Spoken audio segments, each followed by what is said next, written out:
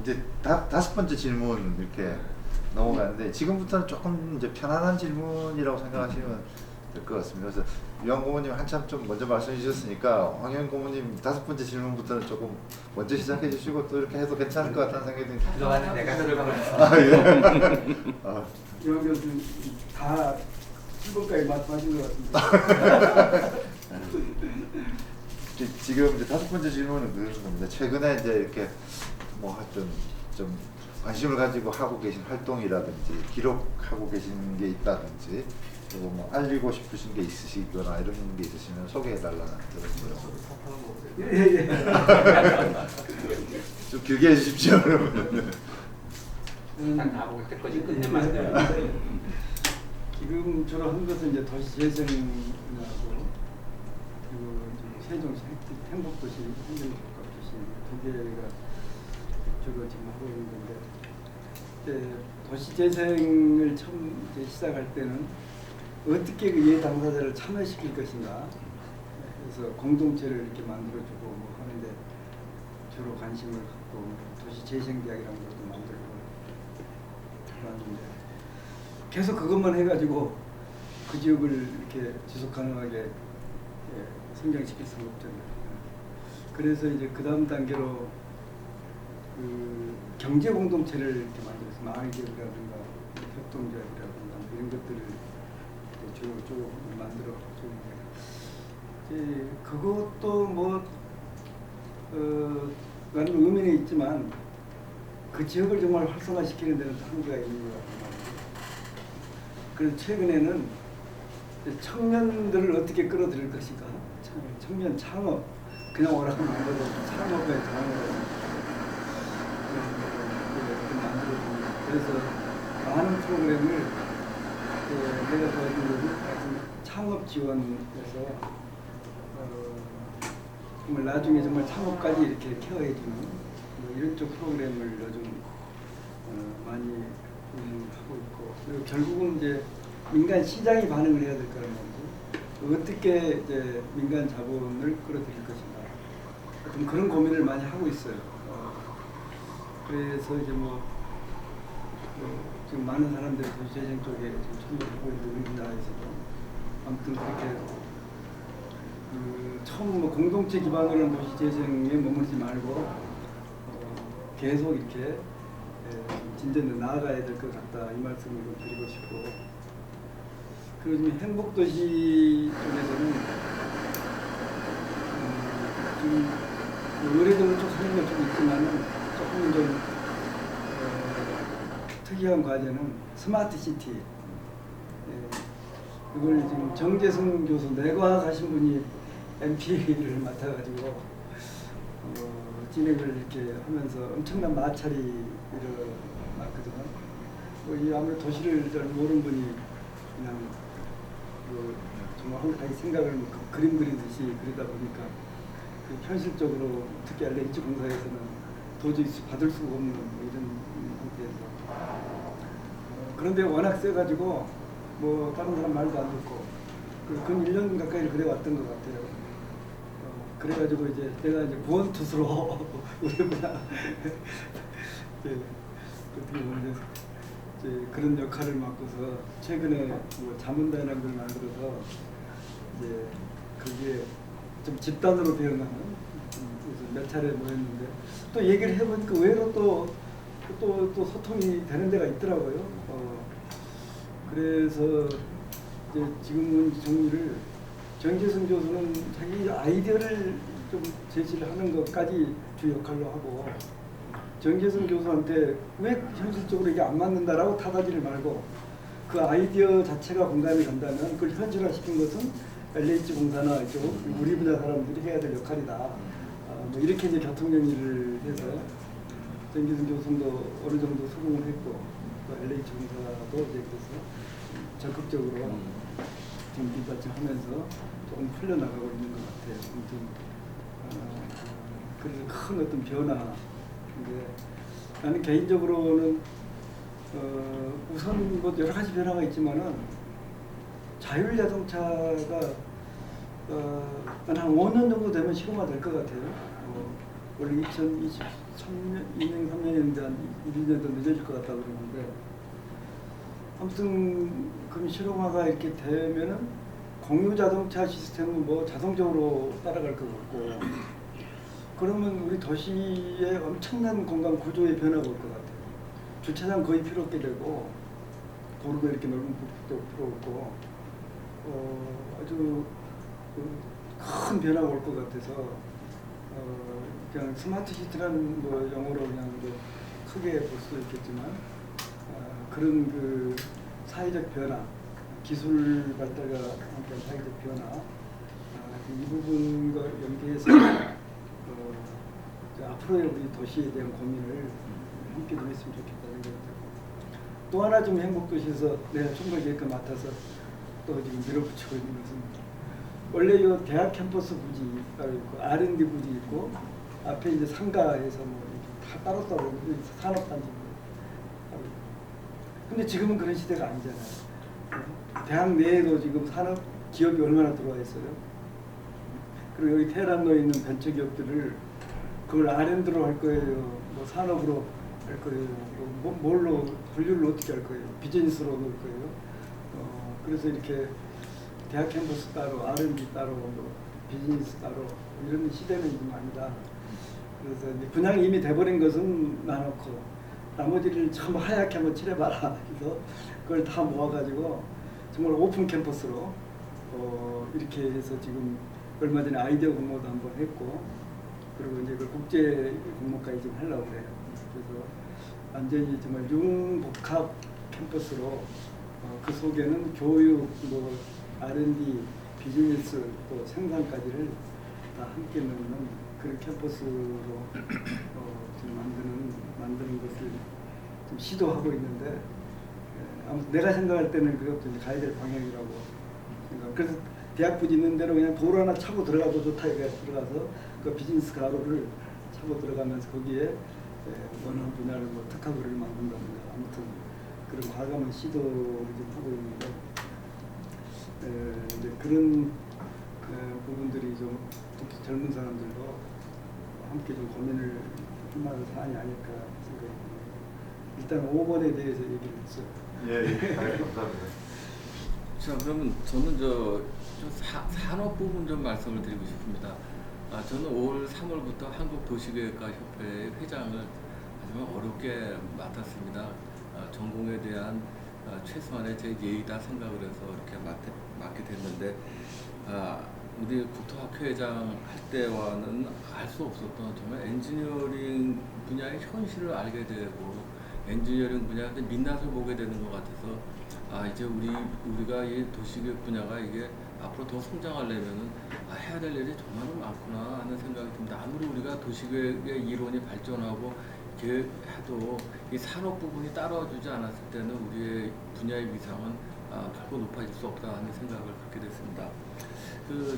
제가 1970년대부터 제가 도시공학이 굉장히 유망하다 할 때부터 70년대부터 하면 2000년대까지라고 봅니다. 신문에 보면 앞으로 유망한 전공 그러면 항상 그 도시계획 분야가 이렇게 있었습니다. 한때 우리 한양공대에는 한 약 20여 개 학과가 있었는데 그 중에서 입학 순위를 보면 한때는 탑2 세컨, 서드까지도 가는 아주 우수한 학생들이 이제 들어왔었던 거는 그런 어떤 희망 때문이었다고 생각하는데 그것이 이제 요즘에는 굉장히 약화된 추세입니다. 아주 좋게 보자면 이제 학생들이 아주 다양하게 가고 이제는 엔지니어링도 가지만은 뭐 개발 금융도 가고 하다 보니까 아주 다양하게 되지만 정말 우리의 문제 중에 하나는 엔지니어링 분야에 가지 않는다는 것이 가장 큰 문제가 된다. 아무리 뭐 저희가 학생들에게 기술사의 자격증을 가지면은 평생 직장이 될 수 있다. 이렇게 얘기해도 학생들은 그냥 가지 않는데 왜 가지 않을까? 저는 우리 학생들이 굉장히 그 연봉에 굉장히 민감해 하는데 그 연봉의 이 수준이 좀 다른 데보다 상당히 낮다. 그러니까 예를 들어서 자동차 공학과로 나오면 이제 초봉이 6, 7천만 원을 주는데 도시공학과 전공했을 때는 6, 7천만 원도 턱도 없는 그런 걸 하다 보니까 상대적으로 박탈감을 느껴서 그런 거 아닌가. 그래서 그런 거를 그럼 왜 엔지니어링 분야는 그렇게 높아질 수 없는가 이렇게 생각을 했더니 정말 저희가 이 엔지니어링 분야에 대해서 정말 우리가 함께 좀 지혜를 모아서 해야 된다고 생각합니다. 이 수주, 덤핑 수주 같은 것도 당연히 막아야 되고 덤핑 수주하는 이상 저희가 그 학생들에게 신입생에게 높은 초봉을 제공할 수가 없고 그렇게 되면 우수한 인력이 들어올 수 없고 그렇게 되면 우리 발전이 상당히 뒤처진다. 그래서 이거를 좀 어떻게 해야 되는가. 저희는 이 협회 차원에서라도 지금 뭔가 좀 해야 되지 않는가. 그래서 지금 아마 올해 그 가장 핵심 과제를 놓고 이제 시작을 하는데요. 이러한 거를 이제 한국도시계획과 협회에서 좀 하려는 일단 학회는 이 아카데미즘이 일단 우선이기 때문에 역시 그 협회가 좀 그런 데를 좀 우리가 관심 갖고 해야 될 텐데 사실 리소스라든가 인력문에서 굉장히 그 여론을 많이 느낍니다. 그래서 여기 계신 고모님들과 그리고 우리 이희정 우리 교수님, 김송희 교수님 다 이런데 정말 큰 관심을 갖고 우리가 지원을 하고 우리가 어떻게 할 것인가 지혜를 모아야만이 우리 분야가 크게 살고 그리고 우리 사회적으로 기여도 커지지 절대로 산업과 학이 이렇게 나눠져서 역할은 분담할 수가 있으니까 그것은 남의 일이라고 볼 수는 없기 때문에 우리가 한번 그 기술계의 현실에 대해서도 어떻게 하면 우리가 같이 공조해서 할 것인가를 관심을 두고 좀 봐줬으면 하는 그런 바람의 말씀을 드립니다. 자연스럽게 아마 5, 6번 섞여서 이야기가 되는 것 같은 생각이 드는데요. 괜찮은 것 같습니다. 이 도시계획을 갖다 미국에서 처음 공부를 할 때 제일 중요한 게 도시계획이 컴프레hen시브하다, 인터디스플리너리하다 하는 이런 구조에서부터 도시계획 이론을 갖다가 이제 배우기 시작을 했거든요. 이제 저는 여기서 이 건축과를 나오고 그 다음에 이 건설부 도시과에 들어가서 잠깐 있다가 허브에 있다가 그 다음에 김수근 씨의 그 키스트 그때 설계를 할 때 앞으로 도시계획을 오고 싶다 했더니 이제 키스트에서 키스트 설계를 갖다 하면서 그러면 그 배치 계획을 갖다 한번 이적해봐라 해서 홍릉의 그 이적 배치 계획을 갖다 쭉 하면서 홍릉의 왜 건물들이 전부 연결이 돼 있잖아요. 이거 이제 제가 김수근 씨한테 낸 아이디어가 그거 괜찮겠다 해가지고 2층을 쭉 연결을 해서 해놓은 것이 이제 그때 이적인데 이런 그저 갖다 하면서 굉장히 이 도시계획이라고 하는 것이 복합적이라는 거. 그러니까 경제도 있어야 되고 사회도 있어야 되고 정치도 있어야 되고 정책도 있어야 되고 그런가 하면 설계도 분명히 거기 들어가줘야 되고 미학도 들어가줘야 되고 그렇기 때문에 그리고 지금 말씀하신 엔지니어도 엔지니어링도 굉장히 들어가야 되고 이런 저거에서 굉장히 복합적이라는 그런 저걸 갖다가 굉장히 염두에 두고선 그 일을 해야만 되겠다는 그런 생각을 합니다. 근데 이 브리턴 해리스의 그 리서치 어시스턴트를 갖다 하면서 이제 이 브리턴 해리스한테 직접 들은 것이 뭐니 어떤 게 도대체 가장 좋은 도시냐, 옵티멈 시티 폼이 어떤 것이냐 하고 이제 제가 개인적으로 직접 질문을 했더니 뭐라고 하시는 분이 그 도시를 그냥 간단하게 생각해서 원형이라고 생각을 하고 여기에 도서관을 갖다가 우리가 이 2개를 만든다고 생각을 하자.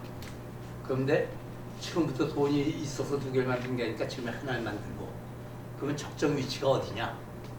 그럼 도시 제일 한가운데 내가 제일 적정 위치다 이거예요. 누구나가 똑같은 거리로 접근을 하기 때문에.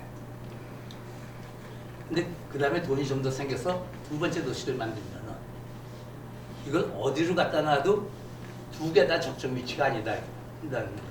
그러니까 적정 위치는 건 처음부터 2개를 갖다 잡으면은 적정 위치가 되는데 그러고 나서 하나를 잡으면은 2개가 들어올 때까지는 그건 적정 위치가 아니고 2개만 들어오고 세 개째 도서관 이 돈이 생겨서 도서관 갖다 만들면은 그 2개가 다 적정 위치가 아니고 3개 다 적정 위치가 아니다. 우리가 적정이라고 그러는 이 저것이 우리가 달성된 파이널 그 결과에 대해서 적정을 갖다 우리가 따질 것이 아니라 우리가 도시를 갖다가 최적화시켜 나가는 노력, 이 과정이 적정이래야 되는 거다 하면 그 말씀 갖다 이제 브리튼 해리스가 직접 저한테 얘기를 갖다 해주신 거예요. 물론 나중에 후학들한테도 그대로 남겨주고 싶은 그런 거 얘기고. 근데 또 한 가지 그 저것이 제가 톰 라인한테 가서 개인적으로 방문돼가지고 제가 물었습니다. 그렇죠?